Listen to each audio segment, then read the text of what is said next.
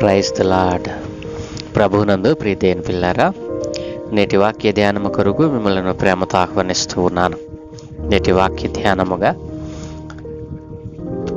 40వ దావీదు కీర్తన 7వ వచనం నుండి 10వ వచనం వరకు దేవుని లేఖనాన్ని చదువుకుని ధ్యానం చేసుకుందాం. అప్పుడు పుస్తకపు చుట్టలో నన్ను గూర్చి వ్రాయబడిన ప్రకారము నేను వచ్చి ఉన్నాను. నా దేవా, నీ చిత్తము నెరవేర్చుట నాకు సంతోషము. నీ ధర్మశాస్త్రము నా ఆంతర్యములో ఉన్నది. నా పెదవులు మూసుకొనక మహాసమాజములో నీతి సువార్తను నేను ప్రకటించి ఉన్నానని నేనంటిని. యెహోవా, అది నీకు తెలిసే ఉన్నది. నీ నీతిని నా హృదయంలో ఉంచుకొని నేను ఊరకుండలేదు. నీ సత్యమును నీ రక్షణను నేను వెల్లడి చేసి ఉన్నాను. నీ కృపను నీ సత్యమును మహాసమాజమునకు తెలుపుక నేను వాటిని మరుగు చేయలేదు. ఆమేన్. ప్రభువునందు ప్రియమైన పిల్లరా, చదువుకున్న లేఖ నిమిత్తమే ప్రార్థన చేద్దాం. దయగలిగిన తండ్రి, గొప్ప దేవానికి వందనాలనైనా ఏ మంచి లేని మా జీవితంలో మరొక నూతన ఉదయాన్ని దయచేశారు తండ్రి. ఈ నూతన ఉదయమున పునరుత్థాన దినమందు నీ లేఖన భాగాలను మేము ధ్యానం చేయటానికి మీరు మాకిచ్చిన ఈ మంచి సమయమును బట్టి, ఈ గడియను బట్టి మీకు వందనాలయ్యా. ఇప్పుడు మేము చదువుకున్న ఈ లేఖన భాగాన్ని మా కొరకు దీవించండి. ఈ లేఖన భాగముల నుండి కొన్ని ఆత్మీయ సత్యాలు మీరే మాకు బోధించి నేర్పించమని యేసయ్య నామమును అడుగుచున్నాము తండ్రి. ఆమేన్. ప్రభువునందు ప్రియ దేవుని పిల్లలారా, చదువుకున్న లేఖన భాగాన్ని ఒకసారి మనం పరిశీలన చేస్తే, అప్పుడు పుస్తకపు చుట్టలో నన్ను గూర్చి వ్రాయబడిన ప్రకారము నేను వచ్చి ఉన్నాను అని భక్తుడు ఇక్కడ సంకీర్తన పాడుతున్నట్లుగా మనం చూడగలం. ప్రియదేవుని పిల్లలారా, మొదటనే నేను ప్రారంభంలోనే మీకు తెలియచేశాను. ఈ కీర్తన యేసుక్రీస్తు ప్రభువారిని గురించిన భవిష్యత్ వాక్కులు ఈ కీర్తనలో మనకు కనబడతాయి అని, క్రీస్తు ప్రభుల వారికి సంబంధించినటువంటి భవిష్యత్ వాక్కులు, ఆయనకు పూర్వమే వ్రాయబడినటువంటి ప్రవచన లేఖనాలు, మాటలు ఇందులో ఉంటాయి అని మనం ధ్యానం చేశాం. ఆ రీతిగానే ఈ 7వ వచనంలో మనం చూసినట్లయితే, క్రీస్తు ప్రభుల వారు మరి ఏదైతే నా గురించి రాయబడిందో ఆ పుస్తకపు చుట్టలో రాయబడిన ప్రకారము నేను వచ్చి ఉన్నాను అని ఆయన తెలియచేస్తున్నటువంటి సందర్భాన్ని ఇక్కడ భక్తుడు సంకీర్తన చేసి పాడుతూ ఉన్నాడు. మరి దావీదు భక్తుడు యేసుక్రీస్తు ప్రభుల వారిని గురించి ఆయన ఉటంకిస్తూ మాట్లాడుతూ ఉన్నాడు. యేసుక్రీస్తు ప్రభుల వారు మరి ప్రవక్తల ద్వారా ప్రవచింపబడిన ప్రకారము ఏ పుస్తకపు చుట్టలో ఆయన గురించి రాయబడిందో ఆ యొక్క ప్రవచన నెరవేర్పు కోసము ఆయన రానై ఉన్నాడని మరి దావీదు భక్తుడు ముందుగానే మరి తెలుసుకున్నవాడై, ఇది తెలుసుకోవడం ఎంతో మరి అది మామూలు విషయం కాదు. ఒక భక్తుడు దేవుని యొక్క మరి రాకడ, దేవుని యొక్క మరి పోకడ, ఆయన ఎప్పుడు సంభాషిస్తాడు, దేవునితో సంభాషించడం, దేవునితో మాట్లాడడం, మరి దేవునితో సహవాసం చేసేటువంటి అనుభవం ఎప్పుడు వస్తుంది అని అంటే, నిత్యము కూడా ఎన్ని శ్రమలు వచ్చినా, ఎన్ని వేదనలు సంభవించినా, ఎంత ఉపద్రవాలలో మనం చిక్కుకొని ఉన్నా, మనము దేవునిపైన ఆధారపడినప్పుడు, దేవునితో మనం సహవాసం చేస్తున్నప్పుడు, దేవుని సన్నిధినే మనకు ఆవాసముగా చేసుకున్నప్పుడు, దేవుని యొక్క మరి ఆ యొక్క మూమెంట్స్ అన్నిటినీ కూడా మనము తెలుసుకోగలం. ప్రియమైన పిల్లరా, దావీదు భక్తుని జీవితాన్ని మనం ఆలోచన చేస్తే దేవుని యొక్క మూమెంట్స్ అంతటినీ కూడా తెలుసుకున్నవాడు. ఎందుకంటే దేవుడు ఏ కార్యము చేయబోతా ఉన్నాడో, ఆయన నెక్స్ట్ స్టెప్ ఏమిటో ఎరిగినటువంటి వానిగా, దేవుడే తన పిల్లలైన వారికి, యథార్థముగా తనతో సహవాసం చేస్తున్న వారికి ఆయన తన మూమెంట్స్ అంతటిని కూడా తెలియచేస్తూ ఉంటాడు. ఆ రీతిగా క్రీస్తు ప్రభుల వారిని గురించిన భవిష్యత్ వాక్కులు నీవు రాయి అని ఈ భక్తునికి సెలవిచ్చాడు అని అంటే, ఈ భక్తుని జీవితం ఎంత ధన్యమైనదో. ప్రియదేవుని పిల్లరా, ఊరికనే దేవుడు అనలా, నా హృదయానుసారుడైన మనుష్యుడు అని ఈ భక్తుని గురించి దేవుడు సాక్షాత్తు సాక్ష్యం ఇచ్చాడు అని అంటే ఈయన భక్తి, ఈయన మరి విశ్వాస్యత ఎంత మరి గొప్పదో మనం అర్థం చేసుకోవచ్చును. ప్రియదేవుని పిల్లరా, అందుకని ఇక్కడ ఆయన మరి చరణము ద్వారా పాడుతూ ఉన్నాడు. అప్పుడు పుస్తకపు చుట్టలో నన్ను గూర్చి రాయబడిన ప్రకారము నేను వచ్చి ఉన్నాను. నా దేవా, నీ చిత్తము నెరవేర్చుట నాకు సంతోషము. నీ ధర్మశాస్త్రము నా ఆంతర్యములో ఉన్నది. మరి క్రీస్తు ప్రభుల వారే తన తండ్రి అయిన యెహోవా దేవునితో అంటున్నట్లుగా మనం ఇక్కడ మరి ఈ మాటలు మనం మరి జ్ఞాపకం చేసుకోవచ్చు. నా దేవా, నీ చిత్తము నెరవేర్చుట నాకు సంతోషము. అవును తండ్రి, నీ చిత్తము నెరవేర్చుటే నాకు విధి అని క్రీస్తు ప్రభుల వారు తన సువార్తలో అనేక మార్లు ఉటంకించారు. ఆయన చిత్తము నెరవేర్చటమే మరి నాకు సంతోషము అని కుమారుడు తండ్రితో చెప్తున్నట్లుగా ఇక్కడ మనం జ్ఞాపకం చేసుకోవచ్చును. నీ ధర్మశాస్త్రము నా ఆంతర్యములో ఉన్నది. ఏ ధర్మశాస్త్రం అయితే నీ ప్రజలకు, ఇశ్రాయేలు జనాంగానికి నీవు ఇచ్చావో ఆ ధర్మశాస్త్రం అంతా కూడా నా ఆంతర్యములో ఉన్నది. అది నీ ద్వారా మరి నేను వ్రాయించిన ధర్మశాస్త్రమే అని ఇక్కడ దేవుడు మరి తెలియచేస్తూ ఉన్నాడు. కాబట్టి ప్రియదేవుని పిల్లరా, మరి నీవు ఆ దేవుని నమ్ముకున్నటువంటి నీ జీవితంలో ఆయన చిత్తము నెరవేర్చాలి అని ఎప్పుడైనా నీవు అనుకున్నావా? ఇదేమిటి, నేను ఆయన నమ్ముకున్నాను, ఆయనకు నా పట్ల చిత్తమేముంది? ఆయన తన చిత్తాన్ని నా ద్వారా నెరవేర్చుకోవాలనుకుంటున్నాడా? ఇలా ఎప్పుడైనా నీవు ఆలోచన కలిగి ఉన్నావా? ఎందుకంటే ప్రియ దేవుని పిల్లలారా, ప్రతి మనిషిని, భూమి మీద ఉన్నటువంటి ప్రతి మానవుని, పురుషుని, స్త్రీని దేవుడే కలుగు చేసుకున్నాడు. ఎందుకు? తన చిత్తాన్ని వారి ద్వారా నెరవేర్చుకోవటానికి. ఈ యొక్క విషయాన్ని నీవు మర్చిపోయి, ఇదిగో దేవుడు నీకు ఇచ్చిన ఈ ఆయుష్కాలం అంతా కూడా నీ కోసము, నీ కుటుంబం కోసము, నీ పిల్లల కోసము నీవు పోరాడుతూ ఉన్నావు. మరి దేవునికి కొద్దిగానైనా అవకాశం ఇవ్వకుండా నీవు నీ పోరాటంలో విజయాలు పొందుకుంటున్నావంటే ఆ దేవుని చిత్తము లేకుండా నీవు దాన్ని పొందుకున్నావని అనుకుంటున్నావేమో. జాగ్రత్త, ఆయన చిత్తము లేనిదే ఏది నీ జీవితంలో అనుమతించబడదు. ఈ సత్యాన్ని ప్రతి ఒక్కరము కూడా తెలుసుకోవాలి. కాబట్టి ఆయన చిత్తము నీ పట్ల నెరవేర్చుకోవాలని, నీ ద్వారా తన చిత్తాన్ని మరి నెరవేర్చుకోవాలని, తన చిత్తాన్ని మరి ఒప్పింపజేసుకోవాలని ఆయన ఎంతగానో ఆశపడుతూ ఉన్నాడు.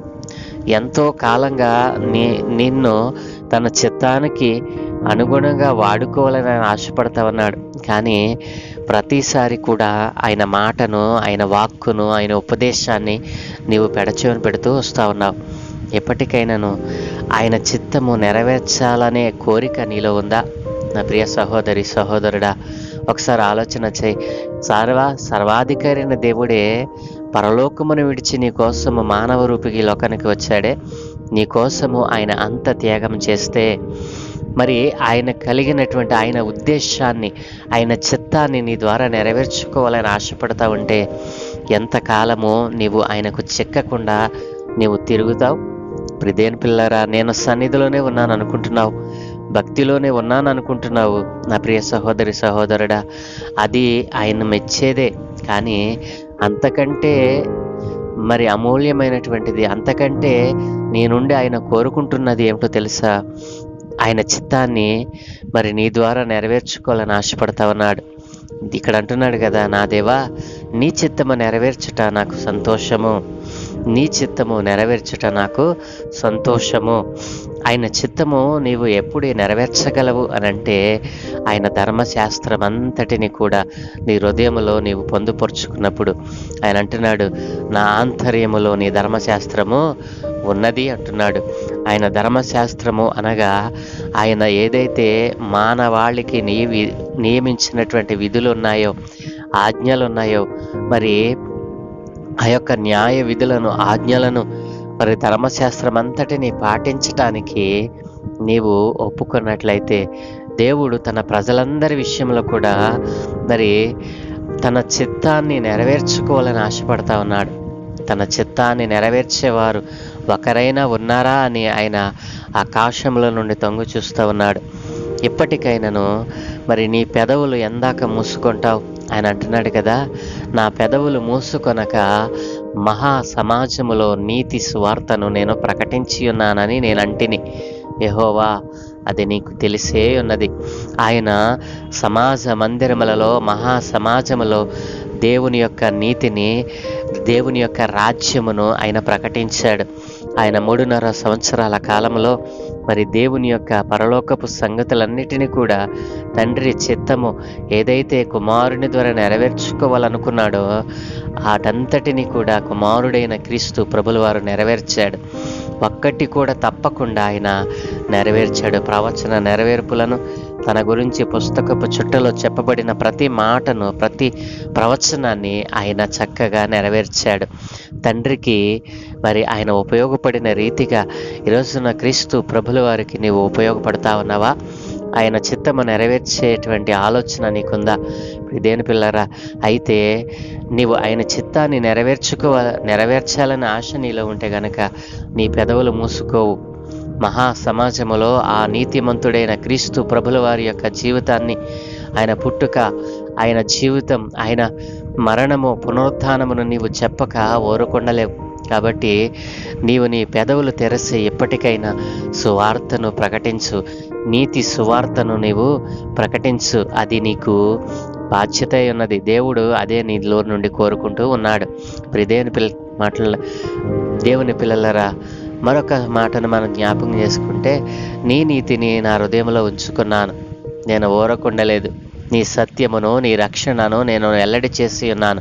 నీ కృపను, నీ సత్యమును మహా సమాజమునకు తెలుపక నేను వాటికి మరుగ చేయలేదు అని అంటూ ఉన్నాడు. ప్రిదేన్ పిల్లరా, అవును, క్రీస్తు ప్రభుల వారు తండ్రి ఏదైతే నీతిని, యథార్థతను, రక్షణను, మరి సత్యమును ప్రకటించమని పంపించారో దానిని తూచా తప్పకుండా క్రీస్తు ప్రభుల వారు నెరవేర్చారు.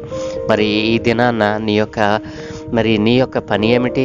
క్రీస్తు ప్రభుల వారి తన తండ్రి చిత్తము నెరవేరిస్తే నీవు ఆ క్రీస్తును అంగీకరించిన నీ జీవితంలో నీవు చేయవలసినటువంటి బాధ్యత అనేకములు ఉన్నాయి కదూ.